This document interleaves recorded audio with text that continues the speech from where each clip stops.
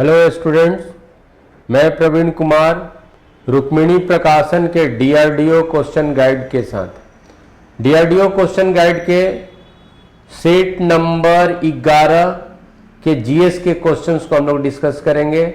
DRDO question guide का set number 11 के GS questions, और यहाँ पर जो जीएस का क्वेश्चन है सेट नंबर 11 में अन्य सेटों की तरह ही वो 36 नंबर क्वेश्चन से शुरू हो रहा है। क्वेश्चन नंबर 36 से शुरू हो रहा है जीएस का क्वेश्चन, जिसका टाइटल दिया हुआ है सामान्य जानकारी। तो सामान्य जानकारी के क्वेश्चंस को हम लोग डिस्कस करेंगे, और उसमें 36 नंबर पे जो हमारा क्वेश्चन है आर्य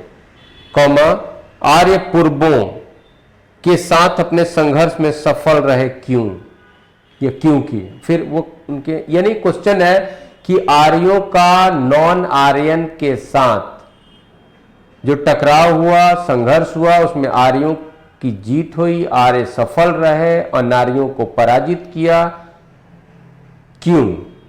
यानी आर्यों के साथ ऐसा क्या था कि वो आर्य जो थे नॉन आर्यन को यानी अनार्यों को पराजित कर पाए। फिर से हमारा क्वेश्चन है आर्य और अनार्यों के संघर्ष में आर्यों की जीत हुई क्यों की। अब ये 4 ऑप्शन में हम लोग को चुनना है। उन्होंने बड़े पैमाने पर हाथियों का प्रयोग किया, नहीं। वे अधिक लंबे और बलवान थे, लंबे तो थे लेकिन ये कोई कारण नहीं। वे एक उन्नत शहरी संस्कृति से थे, ऐसा कुछ नहीं, वो खानाबदोश थे, नोमैडिक थे। डी, उन्होंने घोड़ों द्वारा चलाए जा रहे रथों का प्रयोग किया। ये जो है ये सही होता है, घोड़ा का प्रयोग आर्यों ने किया अनार्यों के विरुद्ध, ये सही है।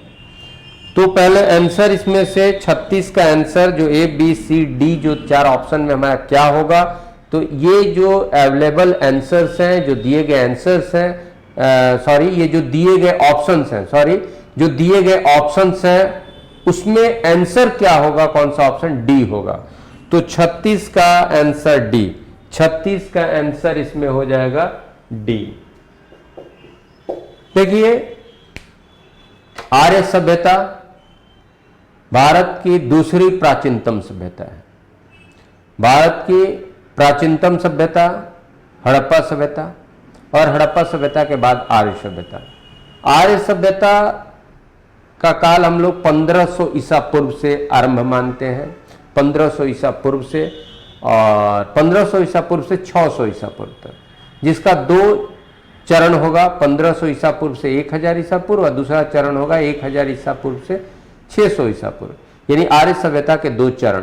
प्रथम चरण 1500 ईसा पूर्व से 1000 ईसा पूर्व, और आर्य सभ्यता का दूसरा चरण 1000 ईसा पूर्व से 600 ईसा पूर्व। आर्य सभ्यता के आरंभिक चरण को अर्ली वैदिक, ऋग्वैदिक काल कहते हैं, पूर्व वैदिक काल कहते हैं, और दूसरे चरण को उत्तर वैदिक, लेटर वैदिक फेज कहते हैं। देखिए आर्य जब आते हैं तो आर्य बाहर से आए। इतिहास में ये मानना है कि आर्य मानना है, ये ज्यादा माने आर्यों का मूल निवास स्थान कहाँ था, आर्य कहाँ से है, इस पर अलग अलग विद्वानों का राय है।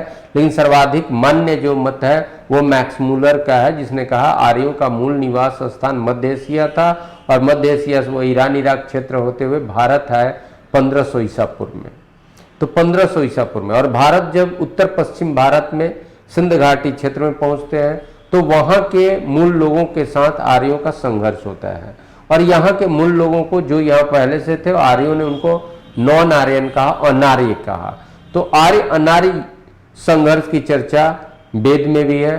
तो आर्य अनार्य संघर्ष में आर्यों की जीत हुई क्यों, तो जीत के बहुत सारे फैक्टर्स हैं, लेकिन बहुत सारे कारक हैं, लेकिन उसमें एक कारक ये भी, जो 4 हमारे पास ऑप्शंस थे उसमें से उनके जीत का एक कारक ये भी था कि उन्होंने घोड़ों का, उन्नत किस्म के घोड़ों का प्रयोग किया और रथों का प्रयोग किया, ये भी एक कारक है, आर्यों की जीत का एक फैक्टर है।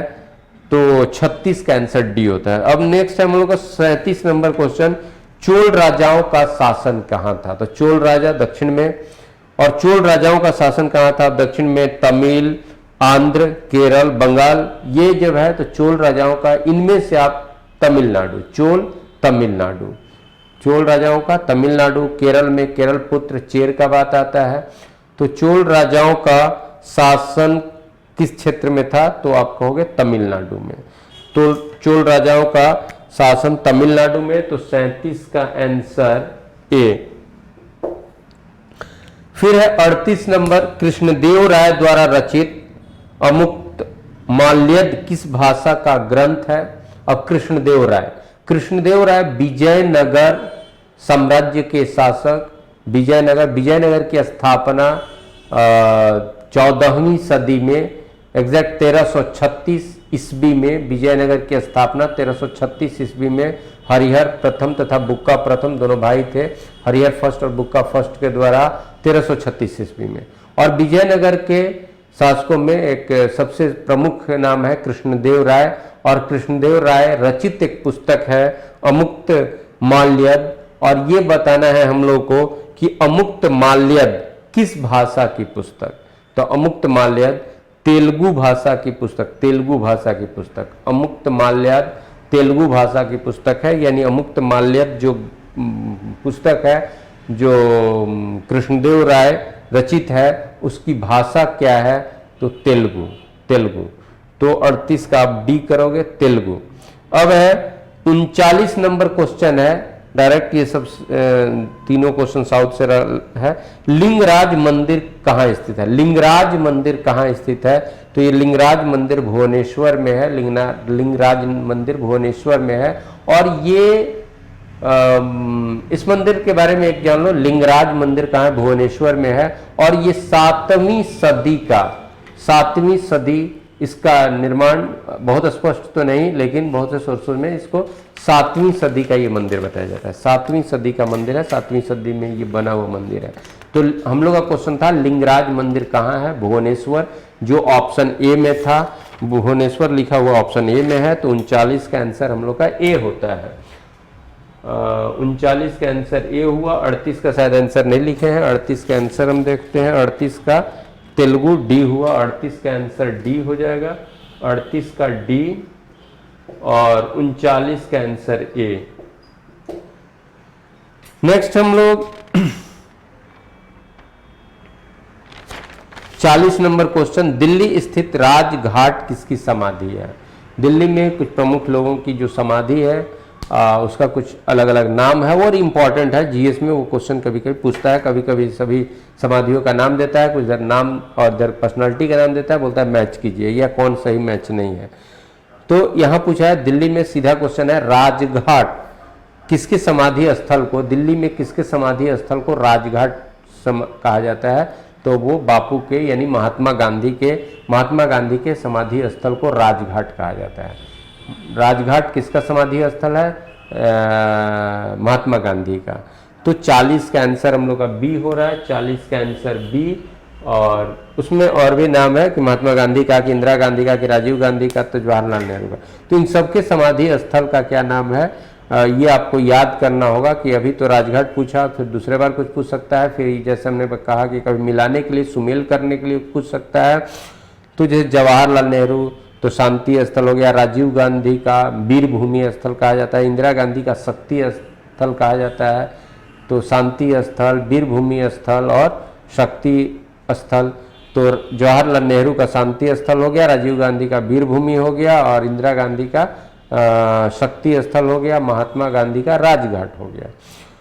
तो यह 40 का आंसर हम लोग का बी हो गया। और 41 नंबर, प्रसिद्ध गोमतेश्वर की मूर्ति कहाँ स्थापित है। ये क्वेश्चन बहुत बार हम सेट में देखे हैं, और आए हुए क्वेश्चंस में गोमतेश्वर की मूर्ति देखिए, ये गोमतेश्वर की मूर्ति है। गोमतेश्वर एक व्यक्ति का नाम है, गोमतेश्वर की एक मूर्ति है, और ये गोमतेश्वर की मूर्ति जो है श्रवणबेलगोला में है, श्रवणबेलगोला कर्नाटक में है। गोमतेश्वर जैन, ये जो मूर्ति है और ये जो स्थल है जैन धर्म से, तो गोमतेश्वर की मूर्ति श्रवणबेलगोला में है। तो श्रवणबेलगोला कहाँ है, कर्नाटक में है। तो 41 का आंसर सी, 41 का आंसर हम लोग का सी हो रहा है। और इस पे थोड़ा हम लोग बात करें, गोमतेश्वर को बाहुबली भी कहा जाता है। गोमतेश्वर जैन धर्म के संस्थापक, जैन धर्म के फाउंडर, जैन धर्म के प्रथम तीर्थंकर ऋषभ देव के पुत्र थे। गोमतेश्वर को बाहुबली भी कहा जाता है। और वो गोमतेश्वर की एक बहुत ही ऊंची मूर्ति श्रवणबेलगोला नामक स्थान पर है। और श्रवणबेलगोला जैन धर्म के एक प्रमुख तीर्थस्थल के रूप में भी जाना जाता है, बहुत प्रमुख तीर्थस्थल है, और जो कर्नाटक में है श्रवणबेलगोला।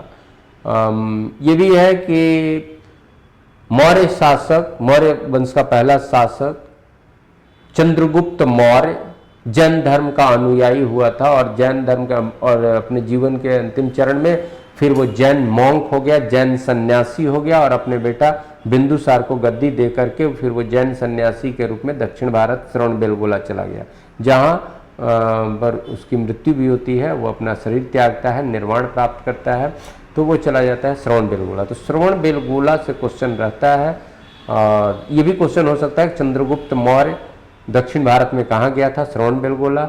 ये भी क्वेश्चन हो सकता है श्रवणबेलगोला में किसकी मूर्ति है, जो आज क्वेश्चन हुआ, तो ये गोमतेश्वर, यहाँ क्वेश्चन था गोमतेश्वर की मूर्ति कहाँ है, श्रवणबेलगोला में।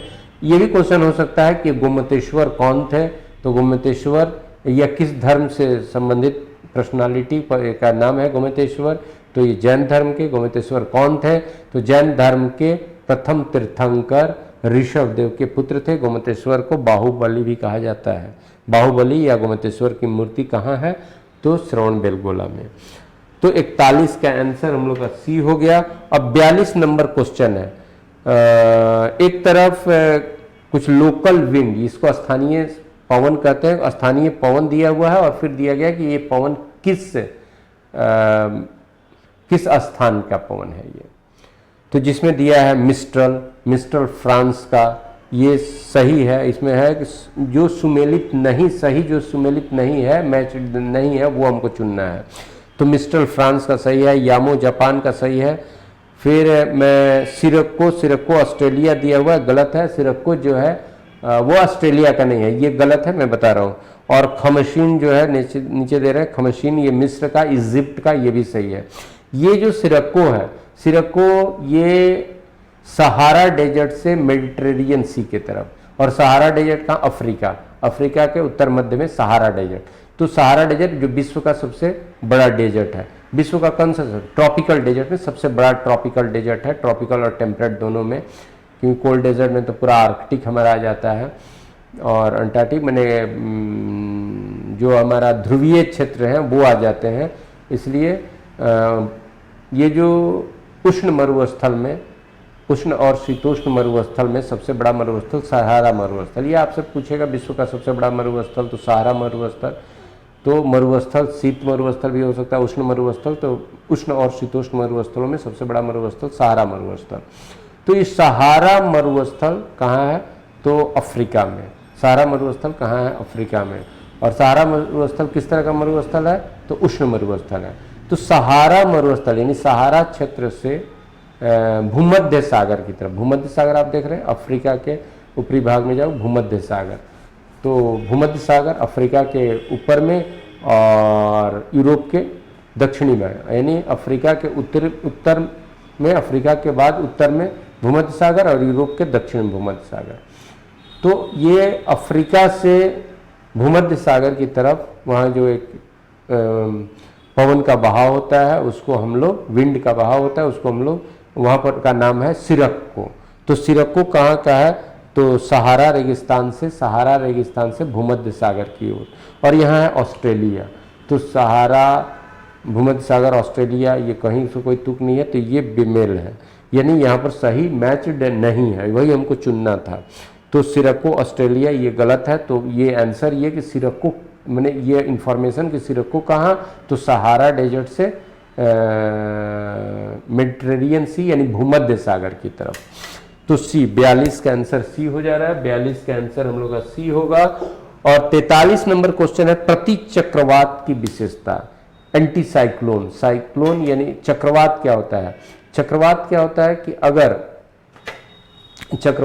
अगर कहीं पर किसी क्षेत्र में एकाएक किसी कहीं पर निम्न वायु दाब हो गया, निम्न वायु दाब हो गया, तो बाहर से जो हवा तेजी से इस तरफ आएगा, तो इससे जो उत्पन्न होता है उसको हम लोग बोलते हैं चक्रवात। उसको क्या बोलते हैं, चक्रवात। यानी बाहर में हाई प्रेशर है और उसके कंपेरिजन में यहाँ पर लो प्रेशर है। तो सेंटर में लो प्रेशर, बाहर में उसके सराउंडिंग हाई प्रेशर, तो इससे होगा साइक्लोन, चक्रवात। लेकिन अगर यहां पर स्थिति हो जाए, यहां पर हो जाए हाई प्रेशर, अंदर ही हो जाए हाई प्रेशर और उसके सराउंडिंग में है लो प्रेशर, सराउंडिंग में अगर लो प्रेशर है, तो इस स्थिति में जब इधर से हवा बाहर की तरफ भागेगा तो इसको हम लोग बोलते हैं, इसको हम लोग क्या बोलेंगे, लो प्रेशर कर दो, तो इसको हम लोग क्या बोलेंगे, और इधर हाई प्रेशर है, ये हो गया चक्रवात, ये हो गया चक्रवात, और ये हो गया प्रति चक्रवात, प्रति चक्रवात, प्रति चक्रवात यानी एंटी साइक्लोन, तो इसको एंटी साइक्लोन। अब यहाँ जबकि एंटी साइक्लोन होता है तो यहाँ पर ऑप्शन लेकिन हमारा दूसरा है, ये नहीं पूछ रहा है किधर से किधर का। प्रति चक्रवात की क्या विषय, उस समय क्या होगा, ये भी नहीं है कि हवा किधर से किधर जाएगा, किधर लो प्रेशर किधर हाई प्रेशर, वो नहीं है। प्रति चक्रवात की स्थिति में क्या होता है तो आप जान लो, आकाश जो होता है उस समय स्वच्छ होगा, आकाश स्वच्छ होगा, बादल नहीं होगा। आकाश का स्वच्छ होना न होने में बादल की बात होती है, यानी आकाश में क्लाउड नहीं होगा। प्रति चक्रवात में आकाश में क्लाउड नहीं होगा। अब इस पे बात अगर कहा जाए तो भाई कहीं से हवा बाहर की ओर जा रहा है तो क्लाउड को वो हटा देगा, क्लाउड को क्या करेगा, हटा देगा। तो आप याद रखिएगा कि प्रति चक्रवात की विशेषता है कि आकाश स्वच्छ होगा, और चक्रवात की विशेषता है कि आकाश में बादल छाया रहेगा। अगर चक्रवात आएगा तो आकाश में बादल छाया रहेगा। तो ये याद कीजिएगा, कभी कभी सेट में कहीं कहीं क्वेश्चन आया है, चक्रवात जब आता है तो चक्रवात के समय आकाश में बादल रहेगा और प्रति चक्रवात में आकाश स्वच्छ रहेगा, आकाश साफ रहेगा। तो ये डी आंसर हो जाएगा। और फिर क्वेश्चन ये भी हो सकता है कि चक्रवात कैसे आता है, तो चक्रवात जब आएगा तो केंद्र में क्या होगा, जहां पर चक्रवात वहां पर क्या होगा, लो प्रेशर होगा, बाहर से हवा अंदर की ओर, और जब अंदर से हवा बाहर की जाएगा तो उसको एंटी साइक्लोन कहेंगे, प्रति चक्रवात कहेंगे। और प्रति चक्रवात की स्थिति में क्या होगा कि उस समय जहां प्रति चक्रवात की स्थिति होगा वहां पर क्या होगा, आकाश से बादल गायब रहेंगे, यानी साफ रहेगा। तो 43 का आंसर डी हुआ, 43 का आंसर हम लोग का डी हो रहा है। अब नेक्स्ट क्वेश्चन हम लोग देखेंगे 44 नंबर। विश्व का सबसे ऊंचा शिखर माउंट एवरेस्ट कहाँ है, तो माउंट एवरेस्ट कहाँ है, तो हिमालय में है। तो हिमालय में भी भाई बृहद हिमालय में है कि मिडिल हिमालय में है कि लेसर हिमालय में है, तो बृहद हिमालय में है, बृहद हिमालय में, ग्रेटर हिमालय में है। लेकिन यहाँ पर फिर तो आपको ऑप्शन भी देखना है ना कि कहाँ, ये हिमालय के श्रेणियों में तो नहीं पूछा है, तो यहाँ ऑप्शन देखना है आपको कि विश्व का सबसे ऊंचा शिखर माउंट एवरेस्ट कहाँ स्थित है। यहाँ ऑप्शन है, यानी पॉलिटिकल टेरिटोरी बोल रहा है कि भारत में है कि नेपाल में है कि पाकिस्तान में है कि बांग्लादेश में है या तिब्बत में है, जो भी दिया हो। तो विश्व का सबसे ऊंचा जो शिखर माउंट एवरेस्ट इस ऑप्शंस में कहाँ है, तो नेपाल में है। और जब हम बताएं कि वो कहाँ है, मैंने हिमालय का अगर श्रेणी में बोले तो आप बोलोगे बृहद हिमालय में है, ग्रेटर हिमालय में है। तो माउंट एवरेस्ट कहाँ है, भारत में है, पाकिस्तान में है कि नेपाल में है कि तिब्बत में है, तो नेपाल में है। बृहद हिमालय कहाँ है, नेपाल में है। और गलत, बृहद हिमालय नेपाल में नहीं, माउंट एवरेस्ट कहाँ है, नेपाल में। बृहद हिमालय तो नेपाल में भी है, दूसरी जगह भी है। फिर से क्वेश्चन को, शायद क्वेश्चन को फिर से मैं बोल रहा हूं, विश्व का सबसे ऊंचा शिखर माउंट एवरेस्ट कहां स्थित है। ऑप्शन है भारत, पाकिस्तान, नेपाल, तिब्बत, तो नेपाल, तो हो गया नेपाल। अब मैं इस पे एक चीज ये बता रहा था कि अगर पूछता कि माउंट एवरेस्ट निम्न में से किस में है, ग्रेटर हिमालय में है कि मिडिल हिमालय में है कि आपका लेसर हिमालय में है, या फिर आपको पूछे कि बाह्य हिमालय में है, यहां पर कहां है, ये अगर क्वेश्चन रहेगा कि हिमालय की श्रेणी, तो आप बोलोगे ग्रेटर हिमालय में है। तो विश्व का सबसे ऊंचा शिखर माउंट एवरेस्ट कहां स्थित है, यह है तो नेपाल में। तो 44 का आंसर हो जाएगा सी, 44 का आंसर हमारा सी होगा। नेक्स्ट 45 नंबर क्वेश्चन है, लोयस का पठार क्या है। देखिए लोयस का पठार क्या है। इस पृथ्वी पर 3 तरह की स्थलाकृतियां खास करके हैं, 3 तरह की प्रमुख स्थलाकृतियां हैं, तो पर्वत है, नहीं तो पठार है, नहीं तो मैदान है। अब इन 3 स्थलाकृतियों, जिनको लैंडशिप्स कहेंगे, इन 3 स्थलाकृतियों के अलावा भी जो नेचर के कुछ एजेंट्स हैं उनके द्वारा कुछ और भी आकृतियां बनती हैं। इन आकृतियों पर ही कुछ अन्य आकृतियां भी बनती हैं। और वो जो एजेंट्स हैं, नेचुरल एजेंट्स जो है कौन, या तो पवन के द्वारा, या नदी के द्वारा, या हिमनद के द्वारा, या तो पवन के अपर्दन से, या पवन के निक्षेपण से, या नदी के अपर्दन से, या नदी के निक्षेपण से, या फिर हिमनद के अपर्दन से या हिमनद के निक्षेपण से। कुछ अन्य भी आकृतियां बनती हैं और वो भी जीएस में क्वेश्चन होता है। उसी तरह की एक आकृति है लोयस, लोयस का पठार या लोयस का मैदान। तो ये पवन से बनता है, ये विंड से फॉर्म ये लैंडस्केप्स है, आकृति है। तो पवन के निक्षेपण या पवन के अपर्दन से भी आकृतियां बनती हैं। तो एक आकृति है लोयस। तो लोयस का पठार यानी पवन कहीं पर पवन क्या करे, अपने साथ कुछ चीज ला करके जमा करते करते करते करते उसको एलिवेट कर देता है उसका। तो जमा क्या करेगा, धूल ला करके जमा जब पवन के द्वारा होता है और वो जो एलिवेट ऊंचा हो जाता है तो उसको लोयस का पठार कहते हैं। और वही थोड़ा समतल रहेगा, कम एलिवेशन वाला, लंबे जगह तक यानी ज्यादा जगह तक, और कम एलिवेशन कम ऊंचाई वाला होगा तो उसको लोयस का मैदान कहते हैं। तो लोयस जैसे ही आएगा आप पवन याद कीजिएगा, लोयस जैसे ही आएगा पवन याद कीजिएगा। यानी लोयस का पठार या लोयस का मैदान किससे बनता है, हिमानीकृत है। हिमानीकृत यानी हिमनद, ग्लेशियर से, कि जलकृत, कि नदीकृत, कि पवनकृत। तो ये पवनकृत है, पवनकृत है, विंड से बना हुआ है। लोयस पवन, लोयस पवन याद कर लीजिएगा। तो लोयस का पठार किससे बना है, पवनकृत है। और अब पवन के किस एक्टिविटी से, किससे, तो पवन के डिपोजिशन से, लाके वहां जमा करना था, हवा के द्वारा जो जमा किया जाता है उससे जो पठार बनता है उसको हम लोग लोयस का पठार कहते हैं, लोयस का पठार। तो लोयस का पठार पवनकृत। तो 45 का आंसर डी, 45 का आंसर हमारा डी हो रहा है। नेक्स्ट क्वेश्चन हम लोग देख रहे हैं 46 नंबर पर जो है, भारतीय रिजर्व बैंक के लेखा वर्ष की अवधि क्या होती है, यानी उसका फाइनेंशियल ईयर कब से शुरू होता है। तो 1 अप्रैल से, 1 अप्रैल से 31 मार्च, 1 अप्रैल से 31 मार्च। तो ए हो जाएगा, 46 का आंसर ए होगा, 46 का ए होगा। अब नेक्स्ट 47 नंबर क्वेश्चन देखेंगे, निम्नांकित में कौन सा सही नहीं है, इसमें से कौन सा सही नहीं है। ऑप्शन में क्या है, तो आपका 5 ईयर प्लान का नाम है। पहली पंचवर्षीय योजना, दूसरी पंचवर्षीय योजना, तीसरी पंचवर्षीय योजना और चौथी पंचवर्षीय योजना का काल दिया गया है और पूछ रहा है कि इसमें कौन सही नहीं है, कौन सही नहीं है। देखिए यहां से एक तो प्रिंटिंग मिस्टेक हमको लग रहा है, पहली पंचवर्षीय योजना जो 55 से 56, तो ठीक है सही नहीं है। तो ये 55 से 56 वाला पहली पंचवर्षीय योजना सही नहीं, ये भी हो सकता था। फिर आपका लास्ट जो दिख रहा है चौथी पंचवर्षीय योजना जो 66 से 71, देखिए 66 से 71 के बीच में कोई पंचवर्षीय योजना, 66 से कोई पंचवर्षीय योजना शुरू नहीं हुई, क्योंकि हम आपको बता रहे हैं, आप जानते भी होंगे 66 से 69 तक योजना अवकाश रहा, 66 से 69 तक कोई पंचवर्षीय योजना शुरू नहीं हुई। तो ये क्वेश्चन पूछने का उद्देश्य वही 66 से 71 वाला ही आंसर।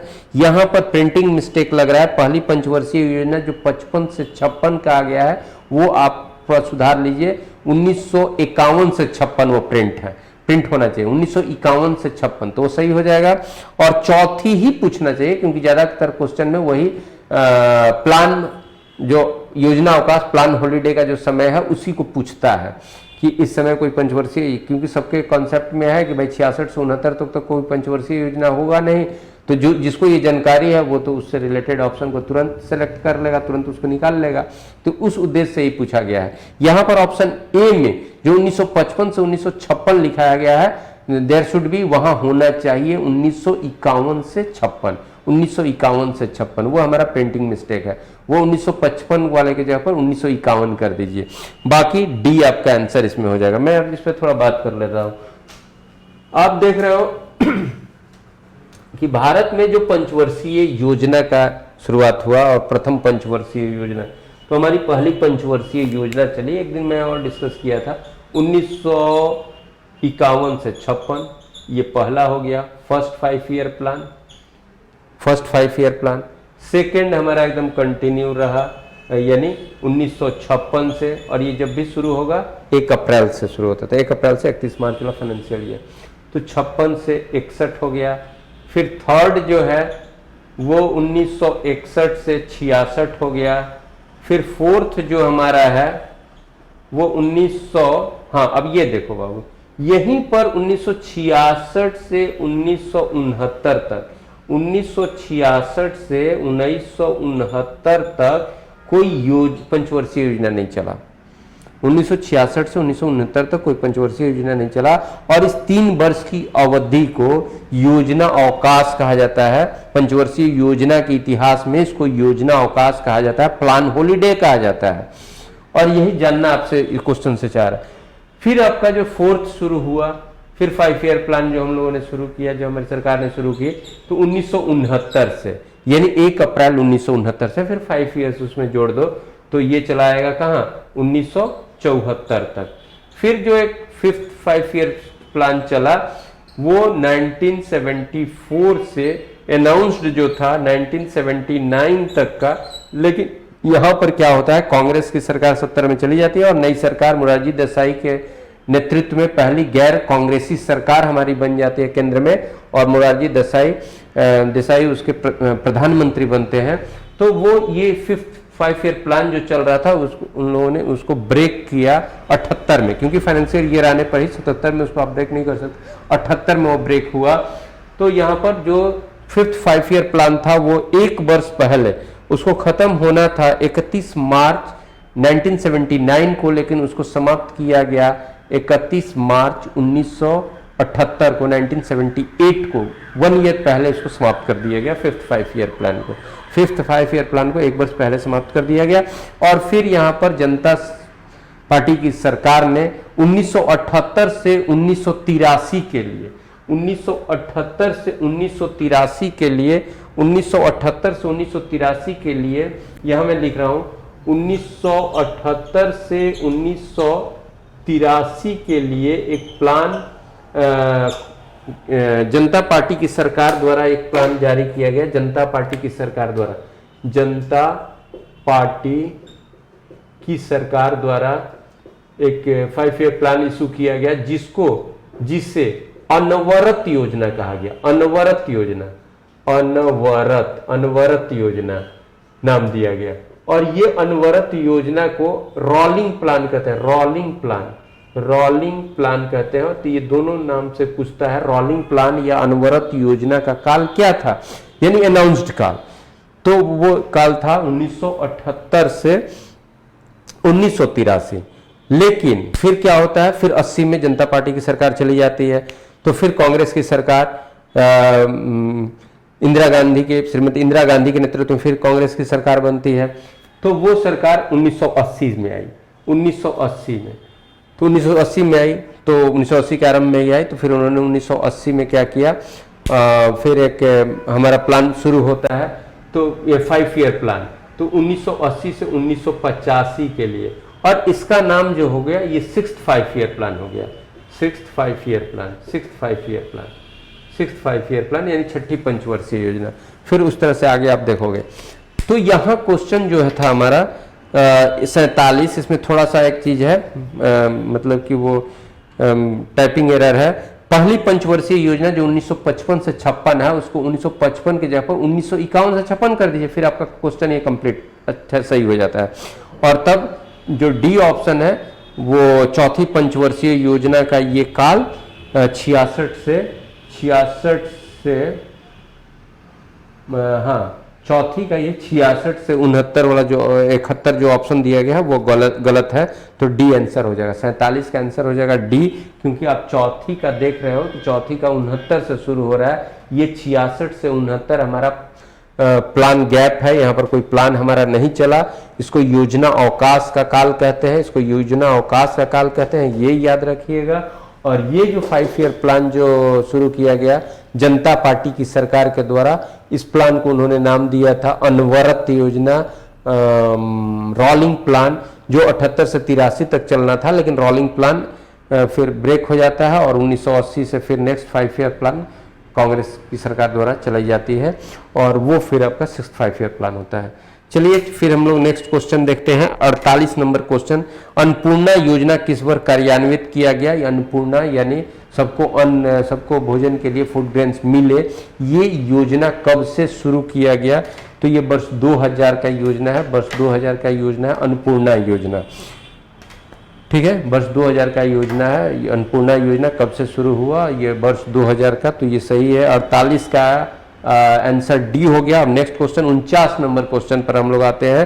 राष्ट्रपति को पद एवं गोपनीयता की शपथ कौन दिलाता है? तो सर्वोच्च न्यायालय के मुख्य न्यायाधीश के द्वारा राष्ट्रपति को पद एवं गोपनीयता की शपथ दिलाई जाती है, जबकि सर्वोच्च न्यायालय के मुख्य न्यायाधीश और अन्य न्यायाधीश को शपथ और पद की शपथ और गोपनीयता का शपथ किसके द्वारा दिया जाता है? शपथ तो राष्ट्रपति के द्वारा। राष्ट्रपति को पद एवं गोपनीयता की शपथ सर्वोच्च न्यायालय के मुख्य न्यायाधीश द्वारा दिलाया जाता है। फिर हमने ये बताया कि सर्वोच्च न्यायालय के मुख्य न्यायाधीश एवं अन्य न्यायाधीशों को शपथ कौन दिलाता है? तो राष्ट्रपति, नियुक्त भी राष्ट्रपति, शपथ भी राष्ट्रपति। अब आप यहां देखेंगे राष्ट्रपति को पद एवं गोपनीयता की शपथ कौन दिलवाता है?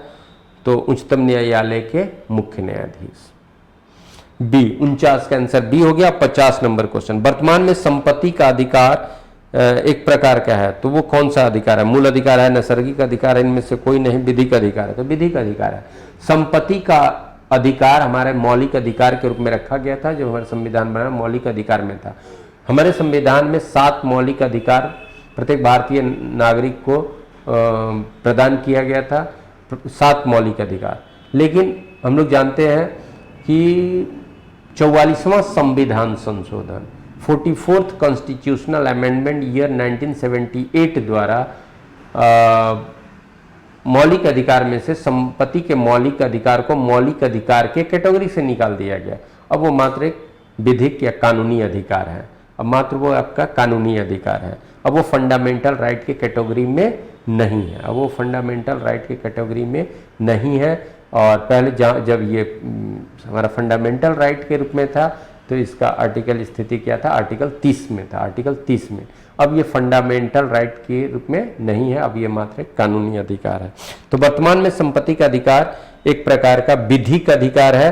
तो 50 का आंसर सी, 50 का आंसर सी हुआ। 51 नंबर, संधारित बिजली को एकत्रित करता है। संधारित जो है वो बिजली को एकत्रित करता है, किस रूप में? और स्थिर आवेश में, धारा में, परमाणु में कि स्थिर में? तो स्थिर आवेश कहिए, स्थिर आवेश को संधारित एकत्रित करता है, स्थिर आवेश को, स्थिर आवेश को। तो संधारित बिजली के कैसे आवेश को एकत्रित करता है? तो स्थिर आवेश को। तो ये 51 का आंसर हो गया डी, 51 का आंसर डी हुआ।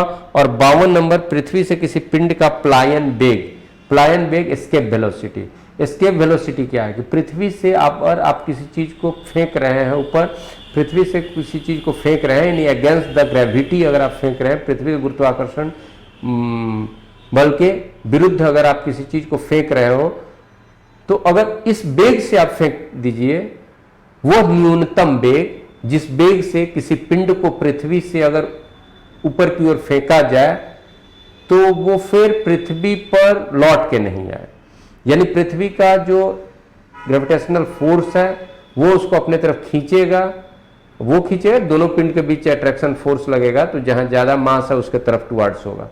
तो पृथ्वी के गुरुत्वाकर्षण, यानी आप शॉर्ट में ये समझिए कि वह न्यूनतम वेग जिस वेग से पृथ्वी से किसी पिंड को फेंकने के बाद वो पृथ्वी पर वापस नहीं आए, यानी पृथ्वी के गुरुत्वीय सीमा को पार कर जाए, वह मिनिमम वेलोसिटी जिस वेलोसिटी से किसी पिंड को पृथ्वी से फेंकने पर वो पृथ्वी के गुरुत्वीय सीमा को पार कर जाए, यानी पृथ्वी के ग्रेविटेशनल लिमिट के बाहर हो जाए, वो पृथ्वी पर वापस नहीं आए, तो इस वेग को, उस मिनिमम वेग को हम लोग प्लायन वेग कहते हैं, इसके वेलोसिटी कहते हैं, जिसका वैल्यू होता है वो मिनिमम वेग कितना होना चाहिए, तो 11.2 किलोमीटर पर सेकंड। यानी वो वेग दीजिए कि एक सेकंड में वो पिंड कितना दूरी जाए, 11.2 किलोमीटर, 11.2 किलोमीटर। तो इस वेग को एस्केप वेलोसिटी कहते हैं। अब क्वेश्चन देखा जाए, पृथ्वी से किसी पिंड का प्लायन वेग होता है, प्लायन वेग है भारी पिंडों के लिए अधिक, हल्के पिंडों के लिए कम, समान पिंड नहीं, प्लायन वेग वो किसी भी पिंड के मास से उसको क्या मतलब है, आप किसी भी ऑब्जेक्ट को जिस कितना भी मास का हो आप उसमें वो एस्केप वेलोसिटी दे दीजिएगा, वो पृथ्वी के ग्रेविटेशनल लिमिट को क्रॉस कर जाएगा। तो कोई भी मास, ऑब्जेक्ट के मास से कोई मतलब नहीं है, किसी भी मास के ऑब्जेक्ट में अगर आप 11.2 किलोमीटर पर सेकंड का वेग अगर दे देते हैं तो वो पृथ्वी पर वापस नहीं आएगा, पृथ्वी के गुरुत्वीय सीमा को पार कर जाएगा। ठीक है, तो किसी पिंड का पलायन वेग समान होगा चाहे पिंड का द्रव्यमान कुछ भी हो, यानी पिंड के द्रव्यमान से वो इंडिपेंडेंट है।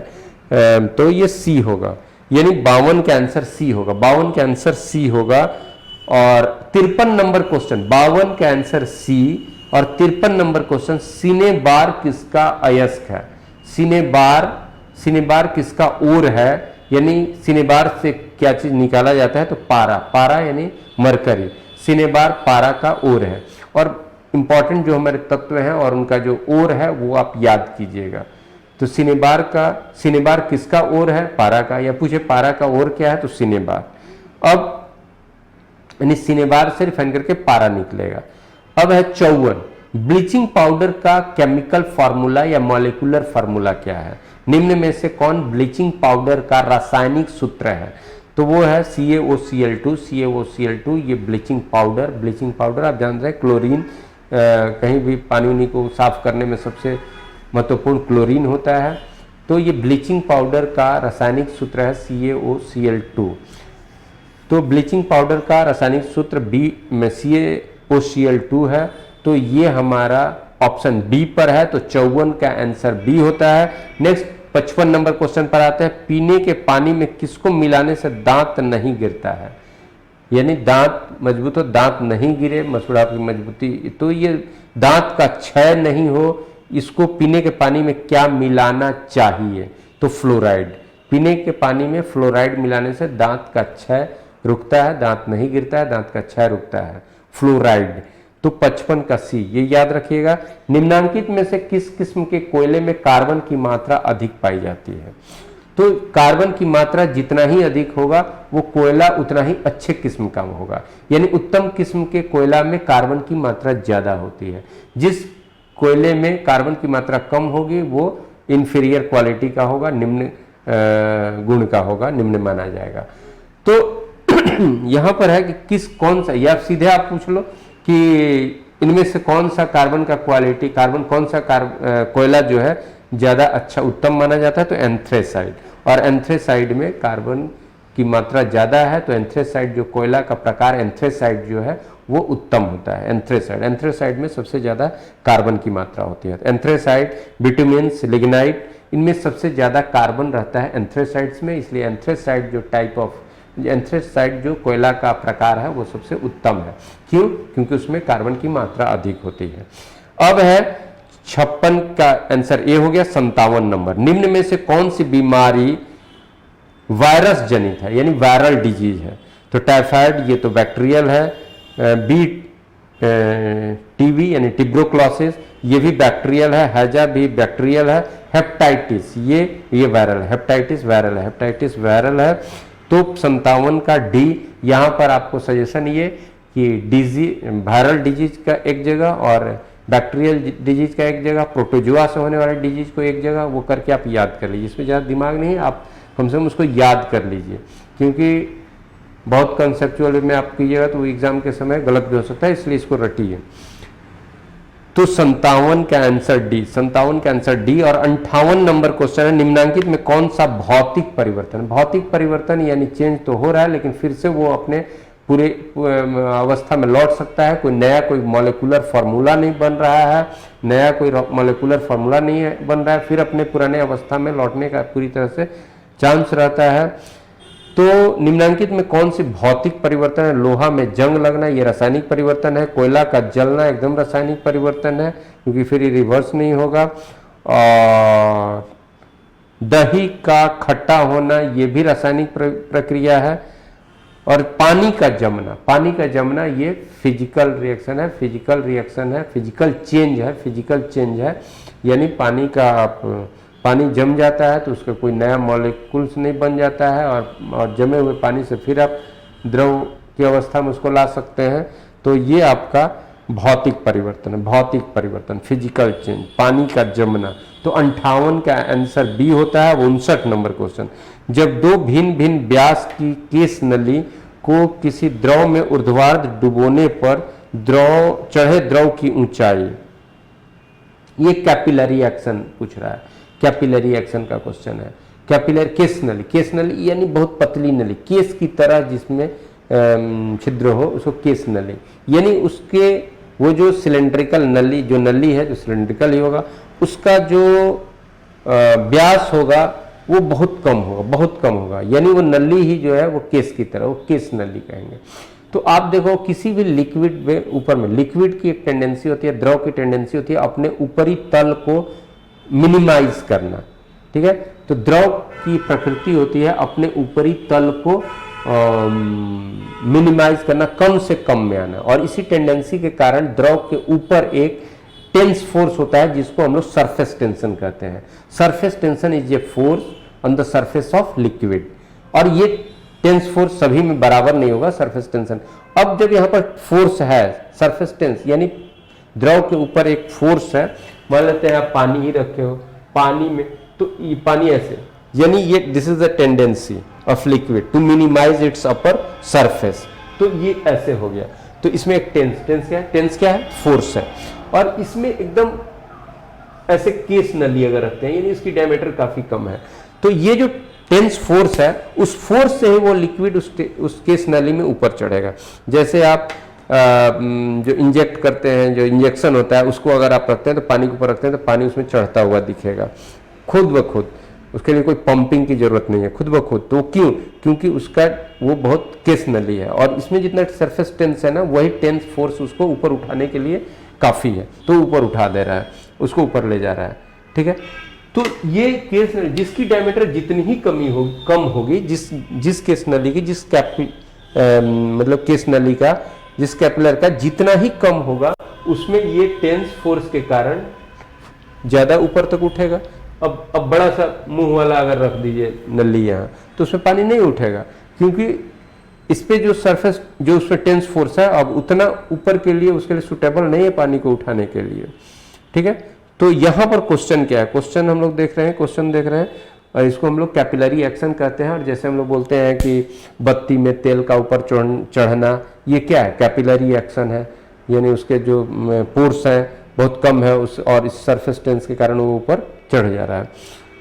तो जब दो भिन्न भिन्न व्यास की केस नलियों को किसी द्रव में ऊर्ध्वाधर डुबोने पर तो चढ़े द्रव की ऊंचाई कम व्यास वाली केस नली में अधिक होगी, कम व्यास वाली केस नली में द्रव ऊपर तक चढ़ेगा, जितना ही कम होगा उसमें ज्यादा ऊपर तक चढ़ेगा। यानी यहां क्वेश्चन हमारा था कि डिफरेंट डायमीटर का हमारे पास केस नली है, डिफरेंट व्यास का हमारे पास अलग अलग व्यास का केस नली है, अगर द्रव में दोनों को हम पर रखते हैं उसके सरफेस पे, तो ज्यादा ऊंचाई तक द्रव किस में चढ़ेगा, तो कम व्यास वाले केस नली में, कम व्यास वाले केस नली में। तो आंसर सी हो गया, 59 का आंसर सी हो गया। अब हम लोग नेक्स्ट आते हैं 60 नंबर। शून्य में स्वतंत्र रूप से गिरने वाली वस्तु की समान त्वरण होगा। शून्य में पृथ्वी की तरफ या किसी भी सेलेसियल बॉडी, किसी भी खगोलीय पिंड पर अगर कोई वस्तु आप सब गिरा रहे हैं, दो वस्तु गिरा रहे हैं, तो यहाँ पर शून्य में स्वतंत्र रूप से गिरने वाली वस्तुओं की एक से अधिक वस्तु अगर एक ही साथ गिरा रहे हैं, एक ही ऊंचाई से गिरा रहे हैं, तो जब वस्तु एक साथ दोनों पहुंचेगा यहाँ शून्य में, यानी बीच में कोई रेसिस्टेंस नहीं, बीच में उसका कोई अवरोध नहीं है, उसको कोई रेसिस्ट नहीं कर रहा है उसको गिरने से।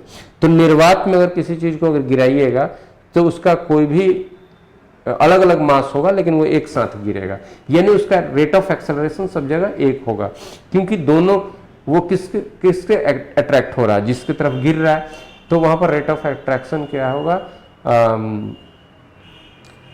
समान होगा, यानी वेग परिवर्तन की दर समान होगा, दोनों में त्वरण समान होगा, और समान त्वरण से वो एक्सेलरेट होगा, समान त्वरण से वो गिरेगा, इसलिए दोनों एक साथ गिरेगा।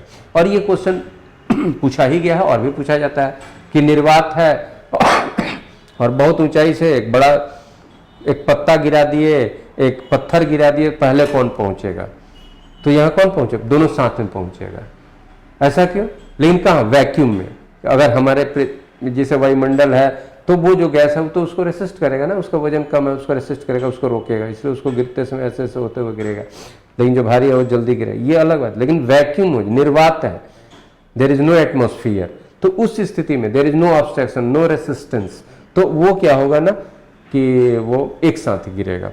तो यहाँ पर ऐसा ही कुछ है, समान त्वरण होगा। यानी त्वरण क्या है आप जानते हैं, त्वरण क्या है, तो rate of change in velocity, तो वेग परिवर्तन की दर को, तो समान रूप से इनका वेग में परिवर्तन होगा, इन तो समान त्वरण से वो गिरेंगे। तो शून्य में स्वतंत्र रूप से गिरने वाली वस्तुओं का क्या होता है, तो समान त्वरण होता है। तो सी, 60 का आंसर सी होगा, 60 का आंसर सी होगा। 61 का अब आपका ये करंट का क्वेश्चन दिख रहा है, मिस यूनिवर्स 2019 का खिताब निम्न में से किसने जीता। अब आपको याद रखना है मिस यूनिवर्स, तो जोजबिनी टुंजी, ये दक्षिण अफ्रीका, साउथ अफ्रीका की हैं, टुंजी जोजीबिनी टुंजी 2019 की मिस यूनिवर्स है। फिर मिस वर्ल्ड भी आप याद कीजिएगा। तो मिस यूनिवर्स 2019 कौन जीता है, तो दक्षिण अफ्रीका की जोजीबिनी टुंजी ने जीता है, और इसलिए 61 का ये आपका ऑप्शन बी होगा। यहाँ पर मैं तुरंत बता रहा हूँ क्योंकि आप जान रहे हो भाई मिस यूनिवर्स क्या होता है, मिस वर्ल्ड क्या होता है, कौन जीता, इस साल कौन हुआ, पिछले साल कौन हुआ था, यही इंफॉर्मेशन। लेकिन आपको, आपके लिए महत्वपूर्ण है, जो एग्जाम आप देने जा रहा हो, you are aspirants of competitive exam, तो आपके लिए ये बहुत जरूरी है, इस तरह की इंफॉर्मेशन को आप याद रखिए। तो ये दक्षिण अफ्रीका की हैं, इनका नाम भी दे देगा कि इस वर्ष ये जीते हैं, तो किस देश से हैं, किस देश से बिलोंग करते हैं, किस राष्ट्र के, तो आप दक्षिण साउथ अफ्रीका। तो 61 का बी हो गया। और 62, कितने रेल स्टेशनों पर रेलवे द्वारा मुफ्त सार्वजनिक वाईफाई सेवा उपलब्ध कराने की को सफलता मिल चुकी है, यानी कितने रेलवे स्टेशन पर वाईफाई सेवा जो है वो मुफ्त में मिल रहा है। तो ये आंकड़ा आया हो न्यूज में, तो ये 5500 रेलवे स्टेशन पर मुफ्त का वाईफाई सेवा उपलब्ध कराया जा रहा है। तो ए हो गया। अब यानी 62 का ए। 63 नंबर क्वेश्चन है, निम्नांकित में किसकी अध्यक्षता में केंद्रीय खेल मंत्रालय की ओर से राष्ट्रीय खेल संहिता 2017 के विवादास्पद मसौदे की समीक्षा के लिए 13 सदस्यीय समिति का गठन किया गया है। 2017 का जो राष्ट्रीय खेल संहिता, जो नेशनल गेम कोड बनाया गया है, खेल संहिता बनाया गया, उसमें जो विवाद आया उसको समाप्त करने के लिए या उस पर रिपोर्ट देने के लिए एक कमेटी गठित की गई है। तो उस कमेटी का गठन 13 सदस्यीय कमेटी है, उस कमेटी का गठन समिति का गठन किया गया है। तो किसकी अध्यक्षता में, उसमें हेड कौन है, तो 2017 के राष्ट्रीय खेल संहिता पर जो विवाद उठा, उस विवाद पर अपना रिपोर्ट देने के लिए, उस विवाद पर रिपोर्ट देने के लिए एक कमेटी गठित की गई है, यानी उस संहिता की समीक्षा के लिए एक कमेटी गठित की गई है। और उस कमेटी में कुल 13 सदस्य हैं, तो उस कमेटी के हेड कौन है, ये क्वेश्चन करंट का हमारा है। तो ये न्यायमूर्ति मुकुंदकम शर्मा है, न्यायमूर्ति मुकुंदकम शर्मा है। तो 63 का सी हुआ। 64 का वैश्विक राजनयिक सूचकांक 2019 में भारत किस स्थान पर है। वैश्विक राजनयिक सूचकांक, ये सूचकांक निकला 2019 का, जो वैश्विक मैंने विश्व वैश्विक राजनयिक सूचकांक 2019 जो है, उसमें भारत कौन स्थान पे है, तो 12वां स्थान पर है। तो ये बी हो गया। और 65 नंबर क्वेश्चन हमारा है, हाल ही में सरकार की ओर से शुरू किया गया भारतीय पोषण एंथेम, भारतीय पोषण एंथेम के रचनाकार यानी गीतकार किसने, उस एंथेम का पोषण, राष्ट्रीय पोषण के लिए जो एंथेम, जो एक एंथेम की रचना की गई है, वो उसके रचनाकार कौन है, जो पोषण एंथेम है उसके रचनाकार हमारे कौन हैं, तो वो है प्रसून जोशी। तो राष्ट्रीय पोषण एंथेम के रचनाकार प्रसून जोशी, राष्ट्रीय पोषण एंथेम के रचनाकार प्रसून जोशी हैं। और ये 65 का आंसर इस तरह से हम लोग का डी हो रहा है, प्रसून जोशी। तो ये करंट का था, इंफॉर्मेशन बेस्ड क्वेश्चन था ये करंट का, तो ये आपको जानना है, लेकिन अच्छा करंट सब है, कमिंग एग्जाम के लिए इंपॉर्टेंट है। तो इसके साथ ही ये टेस्ट सीरीज यानी टेस्ट सेट, जो एक 11 नंबर का जो सेट था हमारा, 11 नंबर पे जो सेट था, सेट नंबर 11 का जो जीएस का क्वेश्चन हुआ, उसको हम लोगों ने डिस्कस कर लिया। और फिर हम लोग मिलेंगे सेट नंबर 12, इस गाइड के सेट नंबर 12 के जीएस के क्वेश्चंस के साथ। Thank you very much.